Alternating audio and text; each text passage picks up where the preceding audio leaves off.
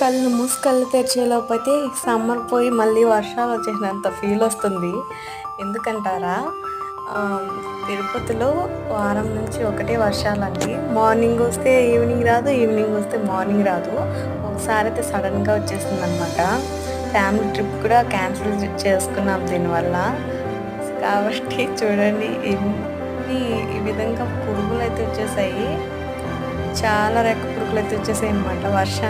వర్షం పడి అలా ఆగింది, ఈ విధంగా జరిగింది అనమాట. ఫ్యాన్కి కూడా తగిలి చనిపోతున్నాయి.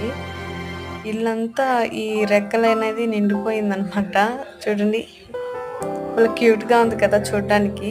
లైన్గా వెళ్తున్నాయి ఒకదాని వెనక ఒకటి. అలా ఎందుకు వెళ్తాయో తెలీదు, దారి మర్చిపోతాయేమో అని అయితే కాదనుకుంటా. దానికి ఒక విషయం అయితే ఉంటుంది. ఇదేంటో మీకు తెలిస్తే కామెంట్ చేయండి ఫ్రెండ్స్. చాలా ఈ విధంగా మొత్తం రెక్కలన్నీ ఊడగొట్టుకొని ఈ విధంగా తిరుగుతున్నాయి. వాటి కోసం కప్పలు ఏవి పడితే వచ్చేస్తున్నాయి అన్నమాట. చూడండి, ఆ కప్ప కనిపించిన పురుగులన్నిటిని కూడా తినేస్తుంది. మీ ఊర్లో ఏమంటారు కామెంట్ చేయండి. మీ సైడ్ వర్షం ఉంటే ప్లీజ్ కామెంట్ చేసి మన ఛానల్ సబ్స్క్రైబ్ చేసుకోండి ఫ్రెండ్స్. బాయ్.